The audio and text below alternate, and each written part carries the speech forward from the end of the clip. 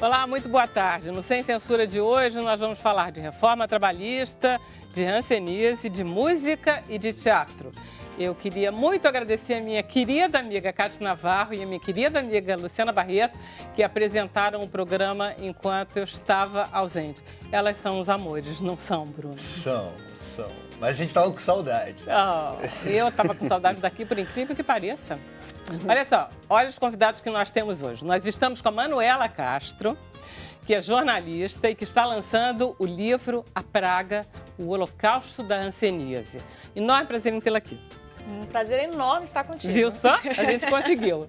E estamos também com Rafael Vieites, que é advogado, e ele vai falar sobre a reforma trabalhista que acabou de ser aprovada. Um assunto quentíssimo, né? Cheio de perguntas. Vamos lá. E estamos com Daniel Rocha, que é ator e que está lançando em São Paulo. Está em cartaz já, não está? Cartaz, estreamos sábado.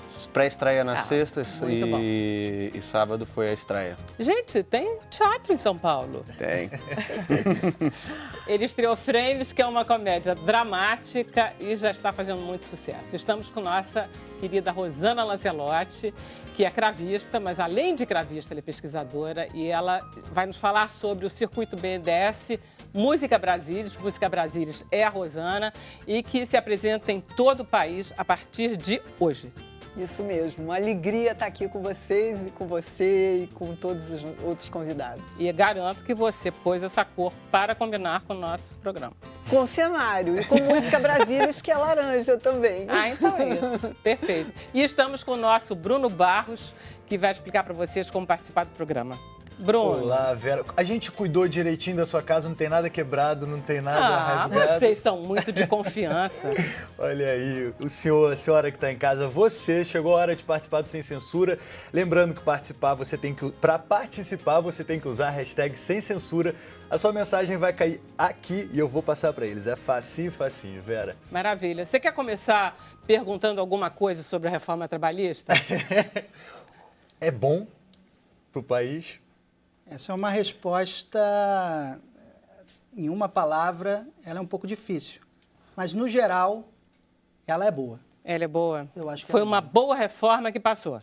É uma boa reforma que passou. É uma reforma necessária, tirando todo o tabu que envolve mexer em qualquer direito trabalhista, porque é um direito considerado muito fundamental, né, na nossa sociedade.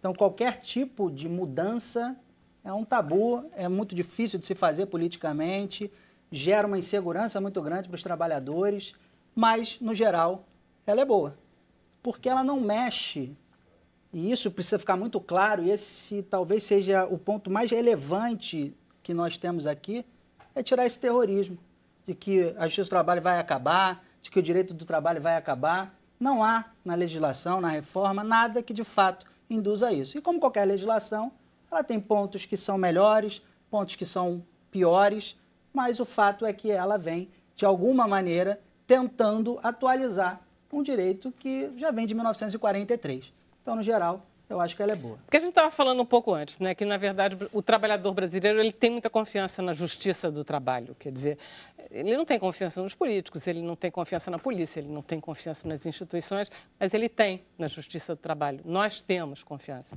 Então, é normal que seja um ponto muito delicado. Deixa eu perguntar, por exemplo, para a Rosana. Rosana, você é música, pesquisadora, etc. Você teria uma pergunta, por exemplo, para esclarecer sobre essa reforma para o Rafael? Eu tenho sim, Vera, porque eu escuto muito falar, o Disse que me disse, acha que as pessoas que ganham menos é que vão perder mais. E eu queria que o doutor nos esclarecesse sobre isso, porque eu tenho a impressão, pelo que eu vi, que talvez não seja bem assim. Na verdade, se for pensar por esse ponto de vista, é o contrário. Porque pela primeira vez, se criou a figura do empregado hipersuficiente, que é o trabalhador que ganha mais e que se entende que ele não é aquele trabalhador que necessita daquela proteção exacerbada, paternalista que o direito do trabalho tem. Ele já pode negociar cláusulas do seu contrato e essa negociação é válida, porque ele tem condições de se portar nessa negociação de forma igualitária ao seu empregador. Isso ainda vai enfrentar, é evidente, né? Muitas discussões judiciais, a jurisprudência ainda vai se firmar de acordo com todas essas mudanças Mas legislativas. ele pode negociar o quê, doutor Rafael? Ele pode negociar diversas cláusulas do seu contrato de trabalho, relativas à jornada de trabalho, relativas à compensação de jornada de trabalho, relativas a plano de cargos e salários, a diversos pontos envolvendo o seu relacionamento. A gente tem ideia de que quando se flexibiliza um pouco esse tipo de regra, é para aumentar o emprego, né? Para diminuir o desemprego, que é um problema que a gente está tendo. Quando tem muito empregado para pouco emprego, a gente tem a sensação que o empregado fica numa situação mais frágil. Essa reforma, ela serve para aumentar o emprego, pelo menos? Ela tem objetivo com relação a isso. O tempo vai dizer se, de fato, ele vai ter esse impacto. Mas ela cria opções que podem favorecer a empregabilidade. Ela cria, por exemplo, um contrato de trabalho chamado de contrato intermitente. Não existia nada na legislação parecido, que é a possibilidade de ter pessoas vinculadas de forma intermitente. E todos esses profissionais que trabalhavam de forma intermitente, até hoje, ficavam à margem do direito do trabalho, porque eles não eram contratados. Isso é, por exemplo, a você, área do vamos ator, lá, né? a área do ator, é isso? Pode ser a área do ator, pode envolver, por exemplo, professores de pós-graduação, que são profissionais cujo engajamento ele não é recorrente, ele não tem uma durabilidade, às vezes ele dá um módulo hoje, não dá outro amanhã, talvez isso possa servir para esses profissionais. O tempo vai dizer para que profissionais efetivamente isso vai servir, mas o fato é que esse contrato de trabalho intermitente é uma opção a se preservar o emprego, a se tentar dar a ele vinculações com créditos trabalhistas, com FGTS, com proporcionalidade de férias, 13º. E esse contrato prevê o seguinte: o trabalhador terá o seu vínculo, ele se sujeitará ao trabalho e, quando ele estiver trabalhando, é óbvio que o salário é proporcional à hora trabalhada, aos dias trabalhados, ele receberá todos os encargos ao término daquele engajamento. Então, a partir do momento que ele parar de trabalhar, ele recebe tudo aquilo. No futuro, havendo uma nova necessidade dele trabalhar, ele será convidado, terá um prazo para responder se aceita ou não aquele trabalho. Se ele não responder, considera que ele não aceitou, ele continua vinculado, mas não receberá nada porque não trabalhou. Então, essa é uma opção a se preservar o trabalho. Hoje em dia é como? Hoje em dia, eu só tenho a opção de contrato de trabalho por prazo determinado ou indeterminado. E é difícil. Por 3 meses, 6 meses, existe, não existe? Por 3 meses ou 6 meses, sim, um contrato por prazo determinado. Mas, por exemplo, eu não posso ficar renovando ele, porque o contrato por prazo determinado só admite uma única renovação. E nesse caso, então, mudou isso? Nesse caso, ele é intermitente. Ele pode trabalhar um dia, não precisam ser 3 meses, ele pode trabalhar um dia, hoje. E depois outro, e depois outro, e daqui a 2 semanas outro, trabalhar 3 agora, e depois ficar um tempo sem trabalhar, mas sempre recebendo todos os encargos trabalhistas com relação a isso. Isso é positivo, porque antes ele estava marginalizado. Isso é o caso de um músico liberal, como é o meu caso. Tá. Eu toco um concerto amanhã, outro daqui a 10 dias, então eu vou poder me beneficiar desse regime no sentido de acumular créditos trabalhistas. Com o mesmo produtor, vamos dizer assim. Exatamente. Sim. Isso. Não, porque se tiver produtor diferente, começa do 0 a cada vez, não é isso? Começa do zero a cada vez. Sim, entendi. Tá, vamos lá, Manuela, ajuda aí. Bom, uma coisa que parece que ficou meio polêmica nessa história da reforma é a mulher grávida poder trabalhar em ambiente insalubre. Queria que o senhor esclarecesse como é que ficou essa questão. Esse é outro ponto que está em bastante ebulição. Esse é talvez um dos mais atacados da reforma trabalhista. E, a bem da verdade, não se está obrigando aquela trabalhadora a se trabalhar em condição insalubre. O que o legislador fez foi dizer o seguinte: o advogado, o juiz, o próprio legislador não tem condição técnica de afirmar se aquele trabalho pode ou não ser executado por uma mulher grávida. O que ele disse foi o seguinte: a insalubridade em nível máximo não pode se trabalhar em insalubridade em nível máximo uma mulher grávida.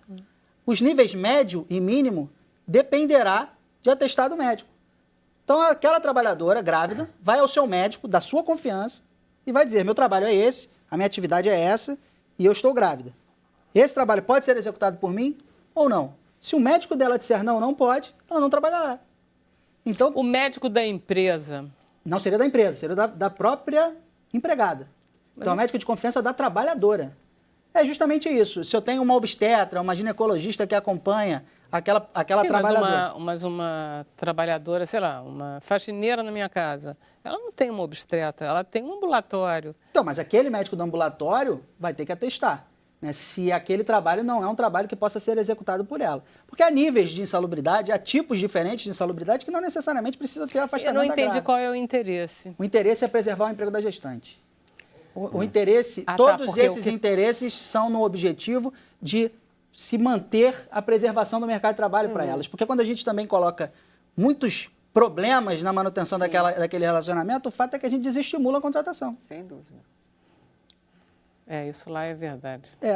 Um exemplo de coisas que tem trazido grande discussão é a redução do intervalo intra-jornada.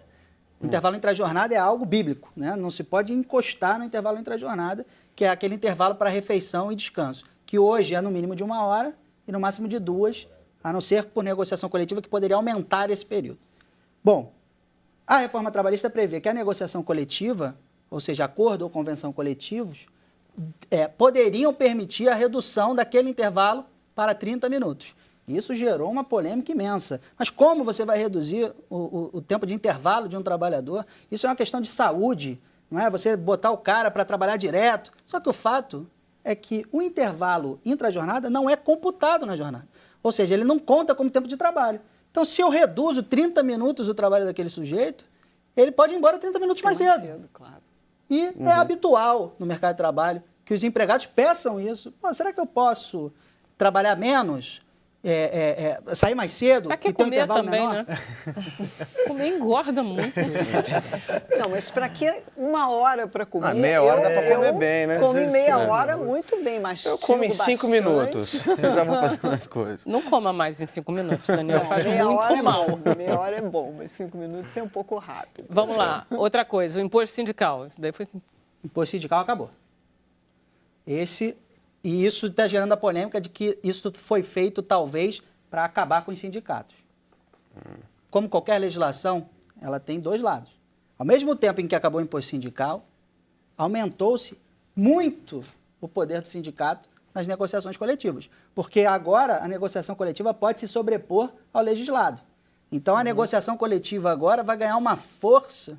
Há outras questões também, por exemplo, se fez um termo de quitação anual, e esse termo de quitação tem que ter interferência sindical, o sindicato tem que participar disso. Então, durante a manutenção do contrato de emprego, o trabalhador e o empregador, com assistência sindical, poderiam verificar se todos os créditos, determinadas obrigações de fazer, de dar, foram cumpridas e fazer um termo de quitação para que não se discutisse aquilo no futuro. Então, o sindicato ganha muito poder, mas perde o imposto sindical. Isso vai acabar com os sindicatos? Na verdade, muitos sindicatos de grande porte já haviam sustentando o término do imposto sindical. Porque o que acontece com o imposto sindical, muitas vezes, é sustentar pequenos sindicatos. Não é? E os sindicatos grandes já muitos defendiam isso. Porque agora o sindicato vai ter que conquistar os seus associados. A verdade é essa. É que ele vai ter que estar naquela categoria, defender aquela categoria, buscar uma negociação coletiva boa para aquela categoria, para fazer com que os seus associados queiram participar e fomentar aquela atividade sindical, porque esse é o objetivo do sindicato. Quer dizer, os grandes sindicatos estavam interessados porque isso vai acabar com muitos pequenos sindicatos, Muitos né? pequenos. Mas também E vai que ter... são margem de manobra um pouco também. Exatamente. Muitas vezes são para barganha. Então, não estou apontando nenhum, evidentemente, mas o fato é que hoje a necessidade de conquistar os seus associados vai colocar o sindicato com aquele objetivo principal de garantir direitos, assegurar direitos. O que o senhor está dizendo é que realmente o senhor acha que essa reforma trabalhista não enfraqueceu o trabalhador? Em alguns pontos, sim. Esse próprio termo de quitação, o termo de quitação anual, ele pode servir para um fim ruim. Qual é o termo de quitação anual? O termo de quitação é o seguinte: todo ano, empregado e empregador se reuniriam com a interferência do sindicato, então o sindicato participaria disso, e eles discutiriam pagamentos de parcelas, eles pagariam determinadas parcelas, constaria do termo, e isso serviria depois para dizer, você não pode reclamar isso, porque você já deu quitação no ano passado. Isso é ruim durante a vigência de um contrato de trabalho, porque o empregado, nessa fase de relacionamento com o empregador, ele fica desequilibrada, essa posição a na mesa. relação entre o trabalhador... É desequilibrada. É desequilibrada sempre. Sempre. Sempre. Mas quando acaba, não. Né? Mas durante a existência desse relacionamento, ela é desequilibrada. Mas se pensar, e aí voltamos para a questão do sindicato, que nós temos um sindicato sério, atuante, combativo, pode representar exatamente o contrário. Pode representar que o sindicato anualmente vai verificar se os créditos trabalhistas daquele trabalhador, que vai se sujeitar a uma prescrição quinquenal logo ali na frente, 5 anos, então vai se verificar se aquele trabalhador, se ele está recebendo tudo. Isso pode impactar, por exemplo, o FGTS. É muito comum que as empresas, um dos principais locais do endividamento da empresa é no depósito do FGTS, naquele valor de 8% mensal. Não deposita. Antigamente a prescrição era de 30 anos, mas agora não é mais, será de 5. Não pela reforma trabalhista, porque a Constituição já previa de 5. O Supremo Tribunal Federal, alguns anos atrás, já entendeu que era de 5. E ele não poderá reclamar os últimos 30. E se ele não ajuizar suas ações, a prescrição vai ocorrer. Então, talvez esse termo de quitação possa servir para isso, para que o sindicato esteja dentro das empresas e possa verificar o cumprimento dos direitos trabalhistas, evitando que o prazo prescricional os atinja. Mas é um ponto que pode ser feito de forma negativa. Outro ponto que a reforma trabalhista talvez tenha dificultado um pouco mais é a questão da equiparação salarial. Um dos pontos da reforma trabalhista é acabar com a possibilidade de equiparação salarial na mesma região metropolitana. Hoje, qualquer empregado pode se equiparar com o outro, com trabalho de igual valor, Isso é complicado. desde que ele esteja na mesma região metropolitana. Com a reforma trabalhista, fica no mesmo estabelecimento. Então, hoje, se ele não trabalha no mesmo estabelecimento que eu, então, se eu tiver uma empresa com estabelecimento no centro da cidade e outra na Barra da Tijuca, eu não posso me equiparar com aquele funcionário da Barra da Tijuca. Então, isso é um dificultador da equiparação salarial. Mas é um. Ao mesmo tempo... É esquisito, né? Tem umas coisinhas que passam que você fica perguntando em que isso ajuda, qual dos... Quer dizer, evidentemente, no caso, ajuda a empresa, né? Não tem como, porque ela terá muito pouca margem de manobra. Eu tenho um técnico de informática num lugar, tenho outro técnico no centro, não equiparo nunca, porque ele pode ganhar 3 milhões, o outro ganhar 2 e estamos conversados. Sim, estamos conversados. Né? Tá bom, a gente vai fazer um intervalo e, na volta, a gente continua a conversar um pouquinho ainda sobre a reforma trabalhista. O Bruno vai trazer algumas perguntinhas. Muitas dúvidas. Até já.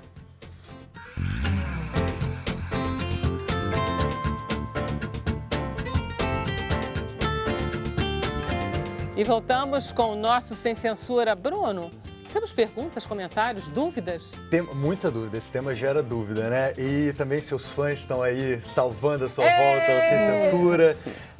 Tem gente também que ficou chocada que o Daniel come em 5 minutos Não, só. estamos todos 5 a 7, preocupadíssimos. geralmente. Vamos entrar com processo trabalhista. Não é não, Rafael? Às vezes não dá tempo, a gente vai comendo. Vida Vamos corrida. fazendo coisa. A Lívia Buarque, ela quer saber se o 13º continua garantido ou a empresa pode negar pagamento se der a desculpa que tem uma crise financeira, por exemplo. Não, ele continua exatamente como era. Não houve nenhuma flexibilização com relação ao 13º. E é até importante dizer, não houve nenhuma flexibilização com relação ao pagamento do 13º. Também não houve nenhuma mudança com relação ao risco da atividade econômica continuar pertencendo exclusivamente ao empregador. Isso está no artigo 2º da CLT, que diz que o empregador assume o risco da atividade econômica e não pode de forma alguma transferi-lo. Então, deixar de pagar um crédito trabalhista para o empregado, a não ser que ele seja um crédito que sofreu algum tipo de possibilidade de negociação, mas não é possível pura e simplesmente por uma questão econômica. Olha, não tenho dinheiro, não vou lhe pagar, porque você vai assumir junto comigo esse risco. Isso não acontece. Com relação ao 13º, não mudou e sequer, agora que a convenção coletiva pode se sobrepor à legislação, está lá expressamente que não pode com relação ao 13º salário. Então, não muda. Olha É engraçado, né? As pessoas ficam com medo de certas coisas que não estão sendo ameaçadas e não veem certo tipo de ameaça que resiste. É isso que fica complicado. Gera muita dúvida. Tem milhares de perguntas aqui. Tem uma pergunta interessante também do Bittencourt, não tem nome, só o sobrenome. Quer saber se a reforma... Ih, eu me perdi aqui, desculpa. Não, o que acontece com quem trabalha em home office? Home office. Boa pergunta. Essa pergunta é ótima. Pela primeira vez, a legislação veio regular essa questão do teletrabalho, que é o home office, que é o trabalho através de meios telemáticos, de forma remota ao empregador. Ele criou o regulamento com relação a isso, mas o principal ponto é que este trabalhador não estará incluído no regime de jornada de trabalho. Isso significa o seguinte, ele não tem controle de jornada, que é uma questão quase que prática, porque ele está trabalhando em casa e é muito difícil fazer esse controle de jornada, é praticamente impossível esse controle de jornada. Ele está, então, à exceção das horas extras, ele não tem hora extra, a não ser que ele consiga comprovar que mesmo trabalhando de casa, se sujeitava ao controle do empregador. Então, hoje o home office está regulado e ele não terá direito às horas extras. É a única coisa que ele não tem, ele tem direito ao resto todo? O resto todo tem. Então tá, interessante. A gente vai continuar conversando sobre isso. Deixa eu conversar um pouquinho com a Manuela, porque o livro da Manuela é fascinante. Muito obrigada. Fala um pouquinho sobre o livro, sobre o Caminhos da Reportagem, que é um lindo programa que você fez e que ganhou até prêmio. Exatamente. Então, eu fiz o programa Caminhos da Reportagem, aqui da TV Brasil, que é uma grande reportagem de 1 hora, e me fascinei por essa temática. Eu descobri que no Brasil as colônias de leprosos, elas ficaram em atividade até 1986, em isolamento compulsório, ou seja, mães separadas dos filhos, dos maridos, enfim, separação total de famílias, de segregação e desrespeito aos direitos humanos, sendo que a cura da hanseníase já existia desde os anos 40. Então, esse fato me chocou, porque era uma coisa muito recente. E aí, eu fui investigar, fui atrás, descobri histórias fantásticas, pessoas ainda que vivem nas colônias, não mais com isolamento compulsório, mas porque não tinham mais para onde ir, porque já tinham perdido contato com a família e tudo mais. Fui atrás dessas pessoas, fiz muitas entrevistas, fomos em vários estados. São ainda 33 colônias remanescentes no Brasil, que hoje são asilos, são casas de repouso. E então fizemos o Caminhos da Reportagem, fez um maior sucesso, a gente ganhou 2 prêmios de reportagem. E eu estava tão apaixonada pela temática que eu falei, eu tenho que fazer mais alguma coisa. Foi em 2013 o Caminhos da Reportagem. E aí eu decidi que eu tinha que continuar trabalhando com essa temática e decidi fazer o livro. E aí, como é que foi o livro? Qual é a mudança entre o livro e o programa? Foi uma pesquisa maior, né? Eu fui pesquisar mais a questão da, por exemplo, a mudança do nome de lepra para hanseníase, né? Teve toda uma política pública, uma mudança na lei, e isso tudo eu fui atrás que não tinha sido tão explorado no programa. Pesquisei muitos outros assuntos, conversei com outros personagens. Os personagens são basicamente os mesmos? A maioria, sim. Eu consegui mais alguns novos, mas a maioria é o mesmo do programa. Você usou todas as fotos do programa. É ótimo, porque o livro tem muita ilustração. Tem muita foto. Eu tive muita sorte de viajar com uma equipe maravilhosa, o Mauro e o Alexandre. E o Alexandre, que é o auxiliar, ele gosta de tirar foto. Eu não estava pensando em livro de jeito nenhum naquela época. Alexandre é um carioca, Exatamente. Aqui de Duque de Caxias, já trabalhei muito com ele. E ele gosta mesmo de ficar tirando fotografia. Ele mesmo. Eu tive muita sorte de viajar com essa equipe. O Mauro também é um cinegrafista incrível.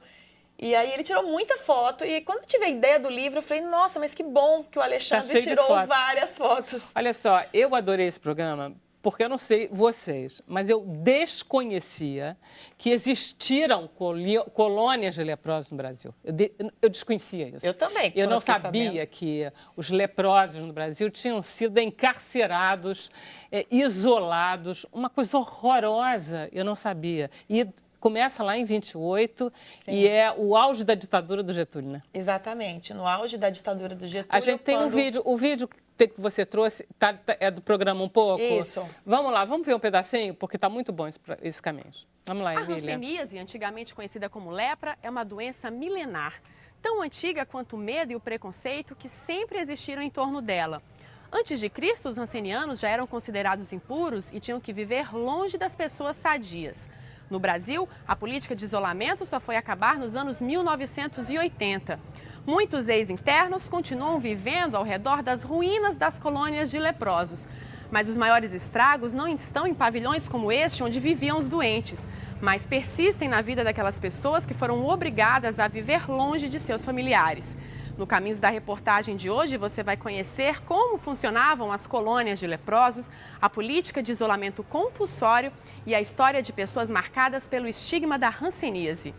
A Santa Isabel foi a maior colônia do Brasil, com 5.000 internos. Fundada em 1921, ela foi erguida entre o rio Paraupeba e a Mata Atlântica, o que dificultava a fuga dos hansenianos que não queriam viver no isolamento. Tem uma história que você conta que é de você ficar toda arrepiada. É assim, um pai descobre que o filho está com lepra.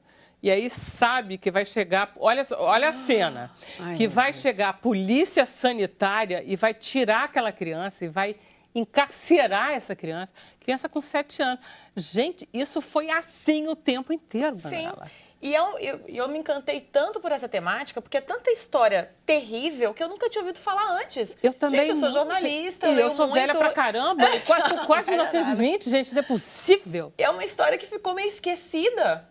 E o que é pior, não, é uma história que você conta que eu acho incrível, porque tem um momento que você diz assim, mas por que infernos? A cura já tinha sido descoberta em 1950, ou 46, 40, né? 1940, descobrem a cura da lepra. Por que não acaba? Não acaba.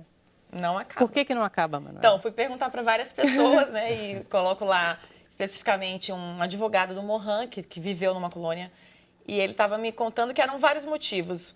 Um deles era a política mesmo de Getúlio Vargas, que tinha investido fortemente nas colônias, porque as colônias eram lugares insalubres mesmo, eram lugares tristes de se morar. E ele falou assim, não, vou fazer teatro, cinema, vou fazer um negócio bonitinho. E logo em seguida veio o tal do remédio, que traria a cura, e era um remédio muito caro, importado. Falou, não, acabei de fazer um investimento enorme aqui, né? Isso é o que se fala, a discussão que rolava na época. Não vou contar pra ninguém, vou deixar eles presos. É muito caro o remédio é importado, então vamos continuar. Outra coisa muito forte é a questão do preconceito mesmo, que existe até hoje. Eu coloco isso no livro. As pessoas tinham medo, elas não acreditavam nessa cura, a sociedade em geral. Então, eles preferiam continuar o isolamento. Mas vai que esse remédio não cura totalmente, só deixa a bactéria incubada. Então, é melhor, porque era uma coisa tão assustadora, né? A hanseníase e aí causou poderia tanto ter medo. sido com campanhas de esclarecimento, tá todo mundo curado, curava todo mundo. Em vez de investir nos prédios, investia na cura. Não, deixaram até 1986. 86. Recente. Isso, e continuou, não é isso, Manuela? Continuaram pegando as crianças, separando criança de mãe e de pai. E no livro tem histórias fortíssimas de senhorinhas que estão procurando os filhos até hoje. Uma senhora que encontrou o filho 30 anos depois. Testes de DNA que são feitos gratuitamente pelo Mohan, que é o movimento de reintegração das pessoas atingidas pela hanseníase. Eles fazem um trabalho lindo São pessoas muito pobres, normalmente. Então, eles vão atrás, buscam encontrar famílias. E já encontraram familiares em outros países. É muito... Porque as crianças eram... Se uma mulher ficasse grávida e tivesse o filho na colônia, ela não podia ficar com o filho. Então, o filho ou ia para adoção, ou ia para o orfanato, ou ia também para um outro local que era colocado especialmente para... Deixa Mães de Maio no chinelo. Colocavam os filhos numa instituição à parte, que fazia parte da política de proteção contra a hanseníase, e que chamava educandários. E essas crianças eram 300 crianças com pouquíssimas pessoas para cuidar, elas tomavam remédio para dormir. Eram massacradas, apanhavam. Exatamente. Um horror. E é uma história pouquíssimo contada. Pouquíssimo é um absurdo contada, isso. Manuela. Foi um ótimo assunto. A gente dizia isso em jornalismo, infelizmente, né? Foi um ótimo assunto que se descobriu. Daria um bom filme, né? Com certeza. Daria um roteiro lindo. Documentaristas, estamos aí. Um bom filme. Não, dá um filme de ficção. Ele está pensando. Imagina a história de uma criança dessa que cresce, depois roteiro. Claro. Vera, tem uma pergunta interessante, aproveitando que a Manuela está falando disso, da Lúcia Pontes. Ela quer saber o que mais te tocou nessa reportagem. Nossa, é difícil eleger. Você chorou pra caramba? Coisa. Ou não? Olha, teve um dia, eu tentei me segurar ao máximo. Não queria chorar na frente das pessoas. Mas uma das primeiras histórias, você deve lembrar da Dona Conceição. Claro. Que ela, sempre procurando um filho, eram 6 filhos, ela achou 5 e ficou faltando 1. Que foi o que ela teve na colônia, que ela não pôde nem tocar. Falaram assim, você não pode nem tocar no seu filho, senão você vai passar. Então, a gente vai dar para adoção rapidinho, você vai olhar de longe. E ela não sabia nem o nome que tinham colocado na criança, era muito difícil encontrar. E ela ficou a vida inteira procurando. E aí, quando eu me despeço dela, depois que eu fiz a entrevista, ela me olha assim e diz assim, você acha que eu vou encontrar com essa sua reportagem, Manuela, meu filho? Será que isso vai me ajudar? E me segurou assim, uma emoção muito forte. Eu pensei, quase impossível, né? Eu pensei, mas não podia falar isso para ela. Como que ela vai encontrar esse filho? Coitada, a esperança dela é tão forte ainda. Qualquer coisa, né? Você apegava a qualquer coisa, né? A minha reportagem podia ser a salvação para ela encontrar o filho. Eu falei assim, não sei, dona Conceição, tomara que a reportagem ajude, mas internamente eu pensei, só um milagre. E ela parece que adivinhou o que eu estava pensando, e ela falou assim, eu acredito em milagres. Nossa, foi difícil demais segurar a emoção. Nessa hora eu fiquei com vontade de chorar, muita vontade. Mas conta aí, você vai fazer lançamento, como é que tá? Vou fazer lançamento hoje aqui no Rio. Eu sou de Brasília, né? Eu tô aqui no Rio especialmente para o lançamento e para participar do Sem Censura, que é um prazer enorme. Devidamente convidada. Muito obrigada. Muito prazer em vê-la no vídeo e vê-la aqui. Pois é.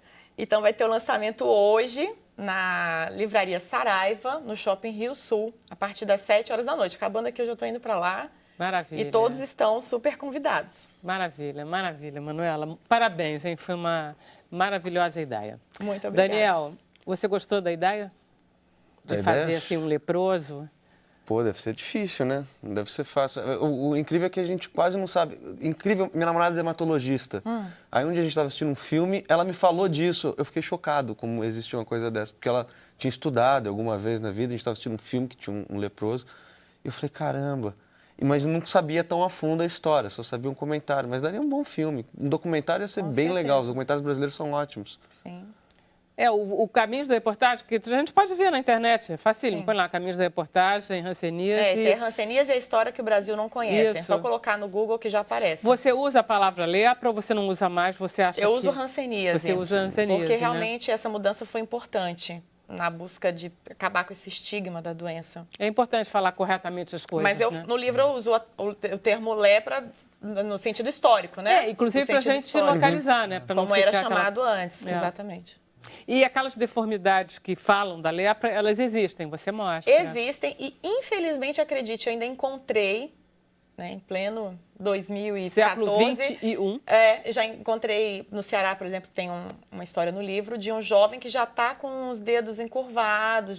Jovem? Bem jovem, 20 anos. Com o dedo já ficando assim, em forma de garra. Uma coisa absurda, porque a hanseníase ela demora muito para chegar nesse nível.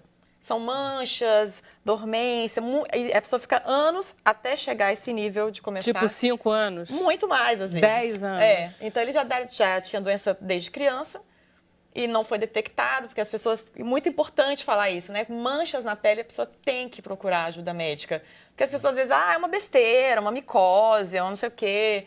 Aí começa a aparecer manchas avermelhadas e não faz nada, e são manchas que você não tem sensibilidade. Aí deixa, isso é besteira. E até hoje, uma doença que tem cura, que tem tratamento na rede pública, as pessoas ainda ficam com danos, esse dano no nervo ele é irreversível. E eu estava lendo no seu livro que a primeira dose do medicamento já elimina o contágio. Já elimina o contágio. É uma coisa que também as pessoas não sabem, ficam com medo, a pessoa tem hanseníase, não vou nem encostar. Se ela tomou a primeira dose, ela já não transmite mais. E aí demora o quê? 1 ano para fazer o tratamento e a pessoa fica livre? Dependendo da gravidade, são de 6 meses a 1 ano. A pessoa tem que ir uma vez por mês tomar um remédio no próprio hospital ou no posto de saúde e outros remédios toma em casa. E aí isso durante 6 meses a 1 ano. E aí fica curada. Se não chegar nessa fase mais grave de atacar os nervos, ela não tem nenhum resquício. E continua atingindo muita gente, né? Muito. O Brasil é um absurdo, assim, o Brasil assinou tratados internacionais para eliminação da hanseníase e não cumpriu, não conseguiu, não fez uma política pública realmente eficiente nessa área e todos os anos tem muitos novos casos no Brasil. Inacreditável. Caramba. A sua namorada é... Dermatologista. Dermatologista. Eu li uma entrevista do Daniel, aí diz assim, não, eu estava pegando geral, aí... Conheci ela. Conheci ela. Acabou. Aí tô namorando com tudo. firme. É fofo, né? Já tô há 3 anos. Tá já tô há 3 anos. Era uma época rebelde. Eu fazia o que eu queria da vida. Eu conheci ela. Isso é incrível. E essa peça? E ela comenta também, diz que vê muita gente com hanseníase até hoje. Tá vendo? Ela trabalhou na área pública de saúde aqui no Rio de Janeiro. E via bastante, me contava as coisas. É impressionante, né? Impressionante, nos dias de hoje, né, gente? É. A peça, né? A peça se chama Frames. É uma peça que, exatamente, são 4 histórias, são 4 frames a peça. E... Frame quer dizer moldura em inglês. Isso. Mas frame é o movimento da imagem na televisão, quando Um frame. Um frame, quer dizer, quando exatamente. você consegue colar, Congelar assim, aquele exatamente. momento. É exatamente isso que a gente tenta trazer. São 4 cenas diferentes. A única coisa que engloba elas que passam no mesmo dia. E a gente fala sobre a incapacidade de diálogo entre 2 pessoas que são colocadas no mesmo lugar por alguma coisa externa, ou é um tiroteio que está acontecendo, você tem que estar em uma casa de uma pessoa, ou é um trânsito absurdo que você não consegue sair do lugar, você está ao lado de outra pessoa, e são pessoas que pensam de modos diferentes e têm que se relacionar por algum tempo. E são 3 cenas que se passam basicamente isso. Uma é um tiroteio e a mulher chama um cara que ela conhece no ponto de ônibus. São vocês 2. Eu e o Hugo. Essa O Hugo já esteve aqui, né? Hugo, ele foi falar de Yankee, né? A peça que ele fez. Hugo é um fofo. Deixa eu passar o vídeo. Claro. Que aí a gente fala em seguida. Vamos, Emília, vamos passar o vídeo da peça. Passa aí, acho que até ajuda. Foi que eu fiz, acerta meu revólver, me dá um tiro, eu vou morrer! Tá pensando que todo mundo é feliz, que nem você? Por que não desce desse seu carrinho aí e vem me perguntar se eu tô bem? Olha só, se você não tá bem, eu também não estou bem. Alguém tem que ajudar aquela mulher! Imagina se me pega como farol, você conhece o relâmpago, me mata, não! Deu 3 da manhã, entrou o DJ Gustavo! 3h30, entrou a Marlúcia! Uhul! Aí o cara entrou atirando! Entrou atirando, Diego! Eu não sabia o que fazer! Eu caí de lá de cima! Tão alto, mas tão alto! Tão alto! Quem visse ia pensar que eu tava espancando meu filho. Eu tava espancando meu filho, mas foi por desespero. Vai ver por isso que ele ficou assim, né? Com medo de tudo o tempo todo. É, pode ser. É só mais uma história, não vai mudar a vida de ninguém. Mas fica tranquila, viu, senhora? Daqui a pouco ele sai debaixo dessa cama, vai por aí, começa a jogar futebol na rua, começa a roubar toca-fita de carro, essas coisas normais. Eu não conheço meu filho. Olha só. Aí deu um trechinho das 4. De cada cena.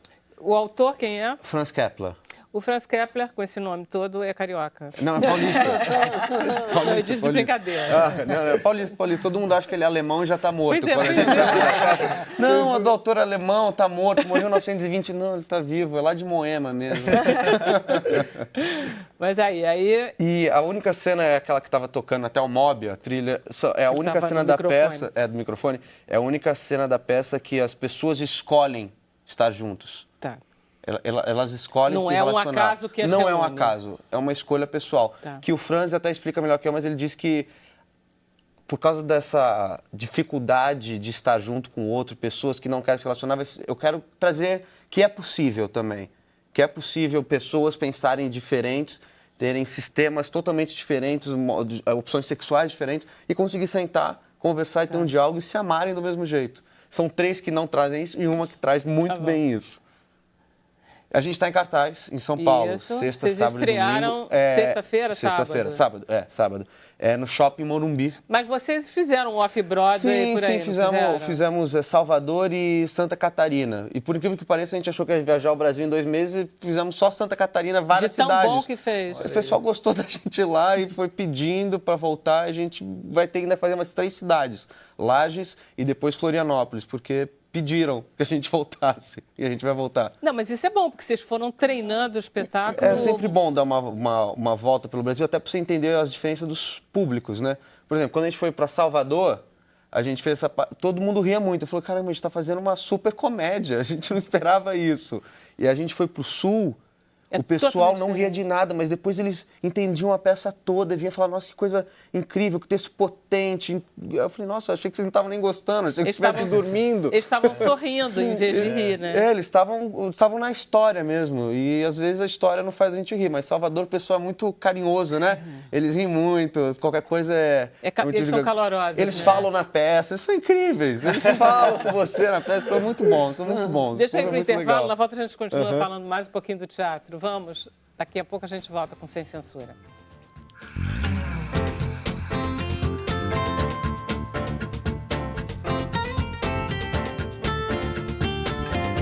Nós voltamos com o Sem Censura de hoje, que está falando de assuntos importantíssimos, como reforma trabalhista, como a hanseníase, como o teatro, e vamos falar com a música. Bruno, temos perguntas? Temos pergunta. Os nossos internautas, eles ficaram super emocionados com a história da Manuela. Eles não conheciam a história, os lugares. E eles então estão pedindo pra gente como que faz para rever a matéria, quem não assistiu. Então a gente vai colocar aqui o link da TV Brasil, do site da TV Brasil. E se você quiser, pesquisa aí no Google www.tvbrasil.com/caminhos da reportagem e aí vão achar o documentário. Sobre reforma trabalhista, a gente tem uma pergunta do Bittencourt, que ele quer saber se não existirá mais vínculo trabalhista. Eu tô travando a língua hoje. É porque é difícil mesmo. Ele quer saber se somente será contrato. Ah, é? Não. Na verdade, tem um dispositivo que foi criado agora que diz o seguinte, que quando o trabalhador é contratado como autônomo, se não houver nenhum vício nesta contratação, ele não poderá questionar aquela relação na forma do artigo 3º, que seria a forma de relação de emprego. Então, o trabalhador autônomo, quando assim contratado, seria tratado como autônomo e não como empregado, sem possibilidade de discutir isso. Mas o fato é que isso depende muito do que vai se entender com relação ao que é contratar um trabalhador autônomo. Na minha visão, por exemplo, autônomo é aquele trabalhador não subordinado. Se ele se sujeita à subordinação jurídica, ele é empregado, porque ele não é autônomo. Então, isso vai ser uma questão de ponto de vista. E desde 94 já existia um dispositivo na CLT que já poderia criar esse tipo de problema, não com relação ao autônomo, mas com relação ao cooperativado. Existia um artigo na CLT, que existe até hoje, que diz que a contratação de trabalhador cooperativado, seja qual for a natureza da cooperativa, não gera vínculo de emprego, nem com a cooperativa, nem com o tomador de serviço. E o que mais se tem todos os dias aí na Justiça do Trabalho é o reconhecimento do vínculo empregatício para trabalhador cooperativado. O que se avalia ali é o seguinte, esse trabalho era uma cooperativa real, lícita, que se prestava a esse trabalho cooperativado, ou não, era uma fraude trabalhista. E me parece que a questão do autônomo vai ser a mesma coisa. Pelo visto, ficou pouco claro na legislação. Não é claro. Não é claro. E vai se discutir aí com relação a isso, porque o artigo 3º que propõe a relação de emprego continua existindo. Então, me parece que isso vai se sujeitar à jurisprudência e vamos ver como ela vai se firmar. Complicado, né? Vamos lá, então, Daniel. Continuando, você está em cartaz de quando a quando? Morumbi, até dia 24 de setembro, no Shopping Morumbi. É o teatro dentro do Shopping Morumbi, em São Paulo. Sexta, sábado, domingo. Sexta, sábado, às 21h. E domingo às 19 horas. Ah, legal esse horário. Domingo cedo, né? Esses horários de 21 horas, eu acho todos um absurdo. Mas tem gente que gosta, né?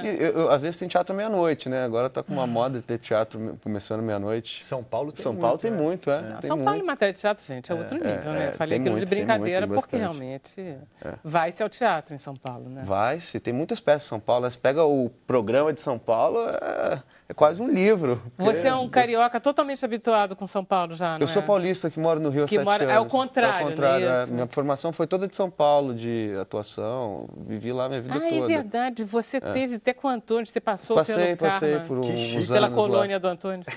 Foi muito bom, viu? É que eu era muito jovem. Eu aproveitei bem. Eu entrei com 18 anos lá, saí com 21. Foi uma ótima experiência, um grande gênio, né?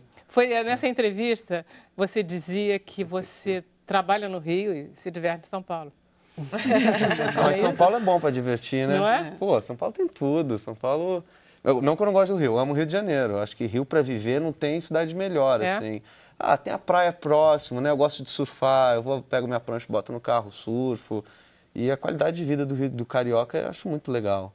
São Paulo também é bacana. Você gosta de São Paulo, Rosana? Eu adoro São Paulo, mas eu adoro o Rio também. O Rio, eu vivo brincando com meus sobrinhos que são paulistas, quer dizer, eles são cariocas, mas foram morar em São Paulo. O Rio é a única metrópole à beira-mar com uma floresta dentro da cidade. É uma metrópole, nós temos 150 museus, Vera. Que outra cidade do mundo à beira-mar com uma floresta tem 150 museus, exposições maravilhosas, concertos maravilhosos e peças maravilhosas Sim, também. Regina. Vocês vêm também. para o Rio, Daniel, antes de eu passar para a Rosana? Por enquanto ainda não, só Tá. se for ano que vem. A gente está com uma agenda bem cheia esse ano com Que a bom, peça. que bom. Graças a Deus, o teatro está esse ano. Não, bem eu ia perguntar difícil, mas se a gente tinha conseguiu. BH, que a Leila Dayane, ela quer saber se vai ter em BH o espetáculo. Por enquanto a gente não sabe se vai ter BH ainda. A Gente, eles vai têm que fazer toda Santa Catarina? É, tem que fazer Santa Catarina, tem Lages, Florianópolis, chegar em São BH. Paulo. E acho que ano que vem Rio é a nossa prioridade, assim. Quando a gente já estabeleceu as nossas metas de fazer a peça ano que vem, vai vir Rio. Talvez a gente faça BH, Goiânia, que estão pedindo a gente bastante. Vamos ver. Maravilha. É um espetáculo que viaja, né? É muito Porque simples, vocês né? Um dois espetáculo com um dá pra banco, viajar. a gente quase não tem cenário, a gente escolheu fazer dessa maneira, a direção escolheu, e só são 2 atores, então é muito fácil de levar o espetáculo para os lugares. Maravilha, parabéns. Obrigado. Olha só, vamos entrevistar agora nossa música, que eu descobri hoje, que ela é engenheira elétrica. Não acredito nisso, Rosana. Você é uma cravista emérita maravilhosa, que encantou os meus ouvidos. E, de repente, eu descubro que você é engenheira elétrica.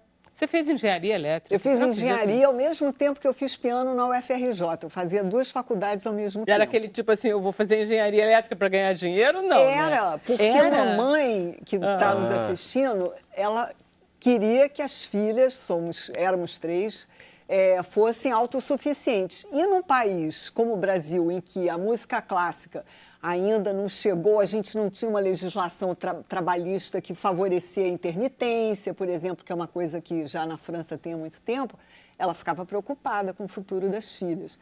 Eu falei, tá bom, então vamos lá, já que eu, né, gosto de tocar o meu, naquela época, piano, vamos também fazer engenharia. Mas, Vera, sabe o que eu descobri? Tem tudo a Que ver, os não acredito. mesmos áreas do cérebro que são estimuladas por quem toca um instrumento na infância são aquelas utilizadas pelos engenheiros de informática, pelos programadores e analistas. Então, são coisas que são, digamos, combináveis, digamos A assim. matemática tem mais a ver com a música do que a gente pensa. né? Exatamente. Ela é E toda- mesmo essa questão de algumas áreas do cérebro que os neurocientistas têm descoberto que o fazer musical até os 10 anos desenvolve áreas que não são, digamos assim, requisitadas por outros fazeres artísticos. É bacana isso, né? É muito Você bacana. saber que você exercitou É. o seu cérebro e que agora você está podendo um pouco aproveitar. Pois é. Muito E lindo. aí colocar a minha, digamos, a minha competência adquirida na área de informática a serviço da música no Música Brasilis, porque é isso que eu consigo O Música fazer. Brasilis é um portal, é um site, é o quê? É uma ONG, é o quê? É um instituto? É um instituto que acaba de fixar uma parceria com a Unesco. Estou muito legal, contente parabéns. com isso, muito contente, porque eu acho que isso é um reconhecimento assim, da qualidade do trabalho da gente. E olha, não sou só eu, Música Brasilis, não, é um monte de gente, viu? Um monte Mas de gente. basicamente você veste a camisa. Eu visto a cor, mas eu tenho muita gente comigo, inclusive meu parceiro ali, o Ricardo Cange, que é um grande já amigo falar. e parceiro há muito tempo. Então, tem o portal, foi inicialmente a ideia, porque ao longo da minha vida musical eu percebi como era difícil arranjar partitura de música brasileira para tocar. 80% dos repertórios brasileiros ou nunca foram editados, ou se foram editados, as edições estão esgotadas. Lojas de partituras estão fechando, as editoras de partituras brasileiras estão cessando as atividades de impressão de música em papel. Então, nós sabemos, nós músicos, como é difícil querer tocar música brasileira. Mesmo o José Maurício Nunes Garcia, mesmo Maurício Portugal, mesmo essas coisas muito conhecidas? Mesmo. O Ricardo, quando foi reger a Missa de Requiem no ano do Brasil na França, em 2005, foi um pouco aí que eu percebi que precisava música Brasilis. Cadê as partituras da Missa de Requiem do José Maurício, que está fazendo 250 Isso. anos esse ano? Aí a gente conseguia, numa orquestra, não sei aonde, umas cópias de copista em manuscrito. Em resumo, até o Villa-Lobos, que é o nosso maior compositor e que viveu grande parte de sua vida na França e que foi editado por uma editora francesa, Max Echig, você ainda tem aí uns 40% de Villa-Lobos que nunca foi editado, que está ali no Museu Villa-Lobos. Espera aí, que antes que o programa acabe, que a gente passe para o Facebook, eu queria que você falasse um pouco dessas apresentações do BNDES, no caso do Brasilis agora, esse ano, não é isso? Isso, essa é a 8ª edição do Circuito BNDES Música Brasilis, que começa amanhã no Teatro do BNDES às 19 horas. Ao 12h30, temos um espetáculo em homenagem a Chiquinha Gonzaga, que 170 anos de nascimento esse ano, um emblema, uma mulher maravilhosa, a primeira maestrina brasileira.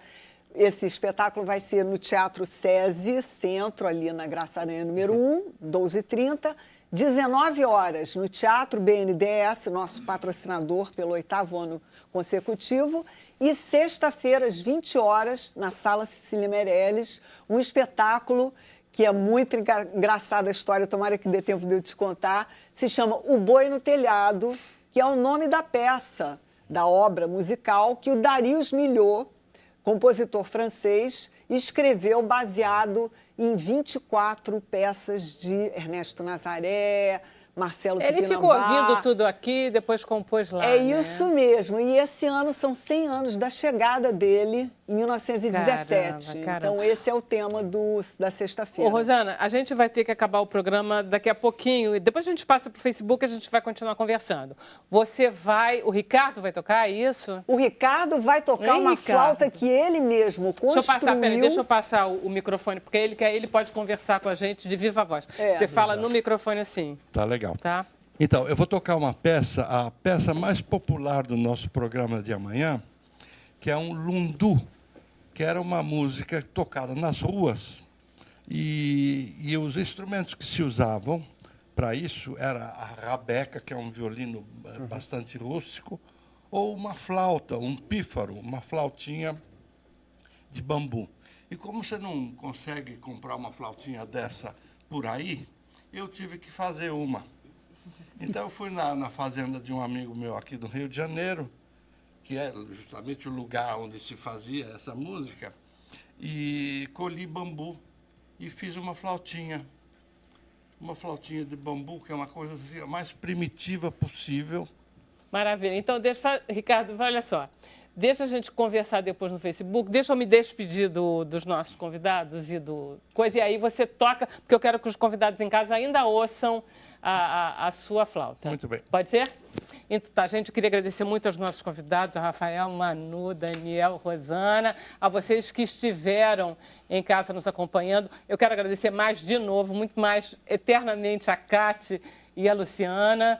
E eu queria dizer para vocês que a gente segue agora com o programa do Adalberto Piotto, Cenário Econômico, tá? A gente vai ficar no Facebook e a gente vai ouvir agora o Ricardo tocando esse lundu com a flauta que ele mesmo fez. Olha só. Até amanhã, 5 horas da tarde. Ricardo.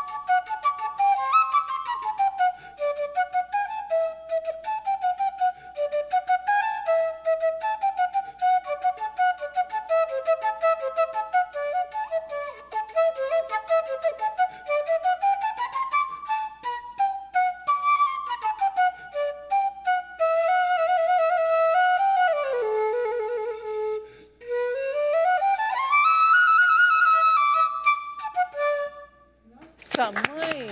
Vem pra cá, ô Ricardo, senta aqui um pouquinho. Que assim a gente acaba de conversar. Você pode até ficar. Senta aqui. Ficar com você, mas que honra. Não, mas acontece que você tinha que ter trazido o microfone. Porque aí... Porque você é o único que não tem Não microfone é, de se você não lapela. falar no microfone, você não vai ser ouvido. Então eu vou falar de novo. Que honra estar aqui do seu lado. A honra é minha. Deixa eu ver. Olha só, gente, realmente, sabe o que eu acho que os músicos têm? Vocês têm o privilégio de ter uma companhia constante e uma companhia animadora. Quer dizer, desanimou um pouquinho, vai lá e toca. E aí, entendeu? Vai lá, toca um piano.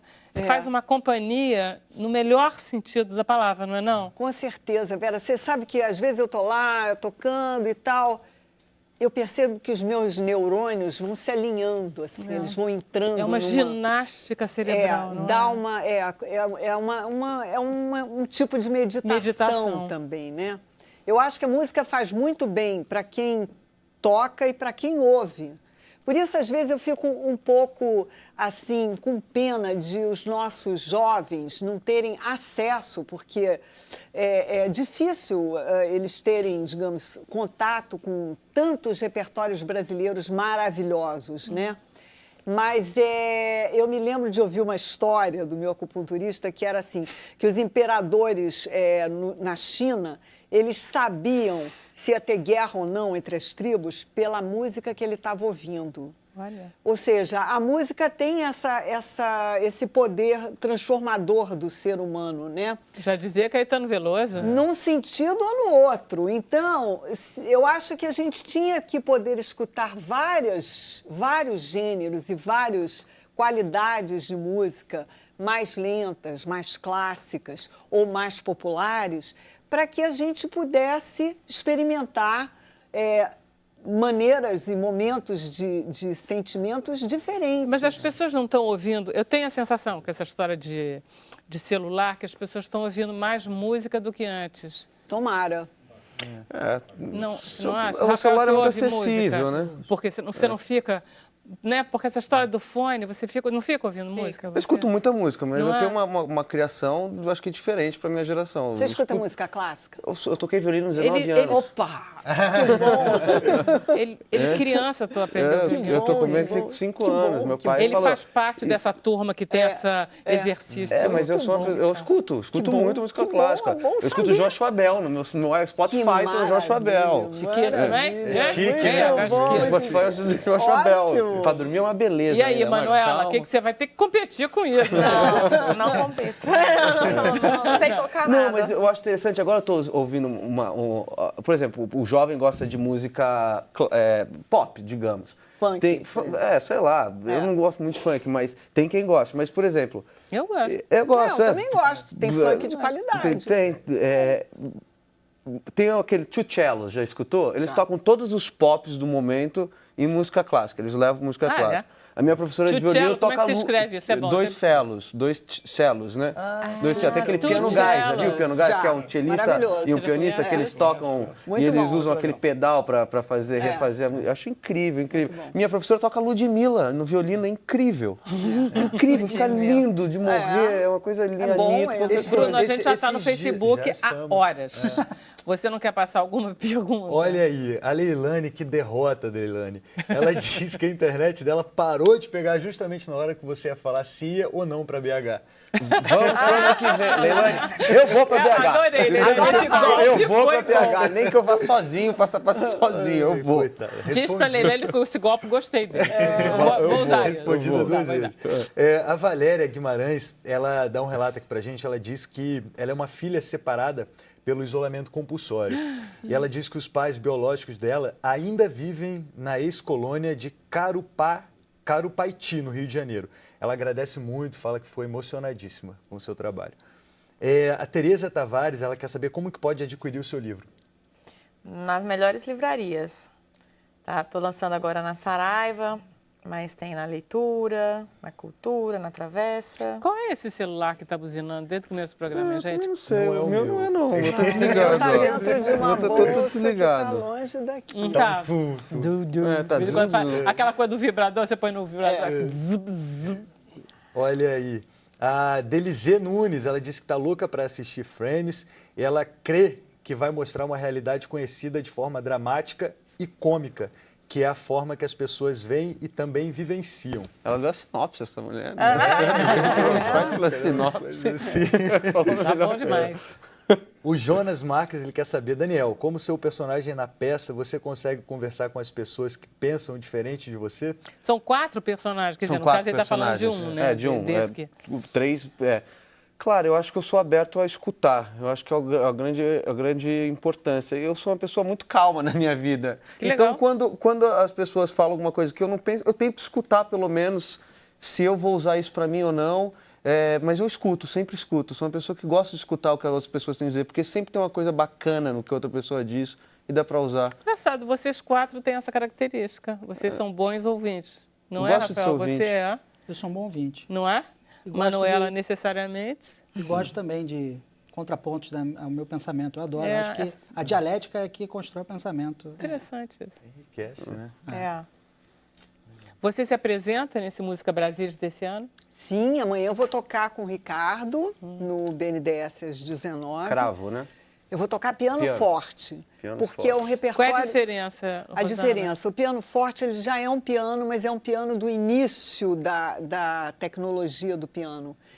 Esse meu piano é uma cópia de um instrumento do início do século XIX, porque o repertório é ligado ao Brasil, que é o tema do nosso espetáculo amanhã, que é em homenagem ao Conde da Barca, que foi o responsável por colocar o Brasil no mundo civilizado. Ele veio com Dom João. Ele veio com Dom João e ele idealizou a criação do Reino Unido de Portugal, Brasil e Algarves.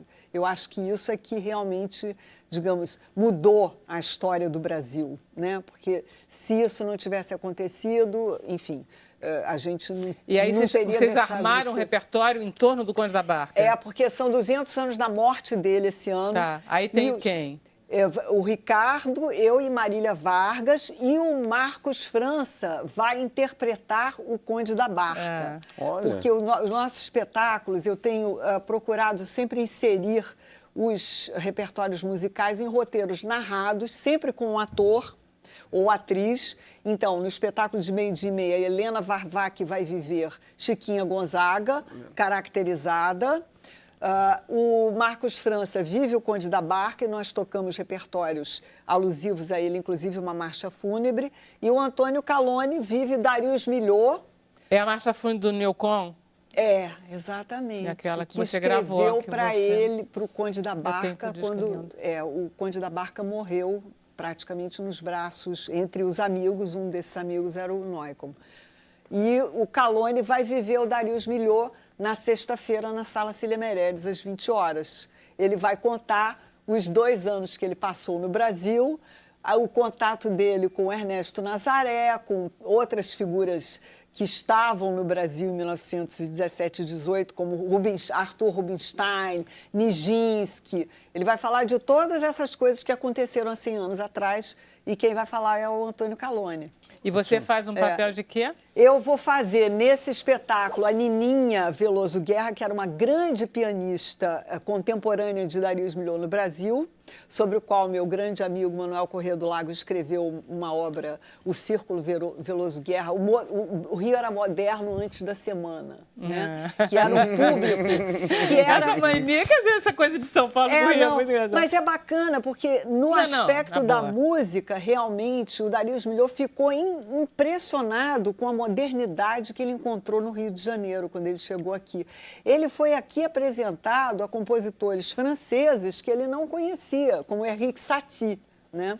Ah, isso eu não sabia. Pois é, Foi aqui ele- que ele ouviu falar em Henrique Satie? Exatamente. O pessoal daqui já tocava Henrique Já Satie? tocava Nininha Veloso Guerra, que é essa minha personagem. barato. Pois é. Então, eu acho que é um momento bacana da gente reviver nesse momento, né? Eu fico impressionada porque você fez engenharia elétrica e certamente abandonou, mas você acabou se debruçando sobre história do Brasil. Você quase que virou uma historiadora. Aliás, você virou uma historiadora, não virou? Mas você sabe que eu acho, Vera, que a trilha musical da nossa história é tão rica e essas conexões que a gente pode fazer, Isso é tão bom também, depois a gente pode colocar no portal que isso sempre acontece, materiais que os professores podem trabalhar. A gente vai fazer 6 espetáculos só para estudantes, né? E para projetos sociais com jovens. Então, esses professores eles vão poder fazer essa conexão que a gente está comentando aqui, porque eles vão ter material que vai ligar a história com a música. E isso é muito enriquecedor para ambos, né? Esse projeto, esses 3 espetáculos, vocês vão levar para o Brasil inteiro? Vamos. Santa Catarina está, assim, muito bem esse ano. Vai bombar Santa Catarina. Santa Catarina, por acaso, não vamos. Graças a Deus, porque vai atrapalhar a carreira dele. Fica, né? A gente vai a Porto Alegre, Brasília, Aracaju, Recife e Manaus. Pô, além do Rio de Janeiro. Cima, né? Ainda tem direito a isso. Muito bom, muito mas bom. eu só vou participar aqui no Rio, estou muito tempo. Não, em Brasília. Brasília também. Brasília. A gente vai homenagear Isso o Conde foi da um Barca em pedido Brasília. escondido aí? Não, já estava programa, eu que enlouqueci. É porque ele vontade gosta de dessa, tocar eu comigo. entendo, né? E para Manaus, você deve se apresentar lá naquele teatro maravilhoso? Eu não O vou. Teatro Quem vai Amazonas. tocar em Manaus é o José Stanek, no Teatro Amazonas. Ele vai ser o Darius Milhaud lá, Tá. tocando, né, e falando com a Orquestra de Câmara do Amazonas. A gente tem parceria com Amo 3 orquestra de câmara. orquestras. É lindo, né? Pois é. E a gente tem parceria com a Orquestra de Câmara do Amazonas em Manaus, com a Orce, Orquestra Sinfônica de Sergipe, em Aracaju, e com a Orquestra Sinfônica da Universidade Federal de Pernambuco, em Recife. Esses 2, no Nordeste, vão homenagear José Maurício pelos 250 anos. Aqui no Rio, como tem uma série muito bacana acontecendo já em homenagem ao José Maurício, a gente homenageia as outras efemérides musicais. Últimos segundos para você. Eu queria que você falasse da exposição interativa no portal. Como é que é? A exposição interativa está pelas unidades do SESI, então ela está no centro até amanhã, depois ela vai para Jacarepaguá, Caxias e vai itinerar pelo interior do Rio de Janeiro, Itaperuna, Campos e Macaé. Ela é uma exposição toda calcada nos conteúdos do portal Música Brasilis, que é musicabrasilis.org.br. Lá todo mundo vai encontrar as informações sobre todos os espetáculos do circuito e sobre a exposição interativa também. Foi uma delícia bolar essa exposição, Vera, porque é uma forma da gente... Cara, é muito ativa. E ainda por cima parece que ela estuda 3 horas por dia. E além disso... E tem essa coisa da interatividade hoje em dia, da possibilidade da gente resumir conteúdos e restituir e fazer os conteúdos, digamos, circularem. É o que a gente está fazendo. A gente desenvolveu a primeira linha do tempo interativa da música brasileira, jogos musicais interativos e muito mais. Maravilha. Ela é doutora em informática também, gente. Bom, Bruno, quer terminar o programa? Tem um relato, mais uma filha que foi separada. A Helena Bueno, MH, ela diz que eu sou filha separada e nasci na cadeia em Itu. Ela parabeniza Manuela pela edição do livro A Praga. Gente. Incrível. Olha, eu adorei voltar com esse programa. Esse programa está muito bom. Esse programa é muito bom, sabia? A internet gostou. Gente, Sem Censura é 10. Chegou ao final, o único programa que tem 2 finais na televisão brasileira. Mas amanhã a gente está de volta. De novo, 5 horas da tarde. Até lá.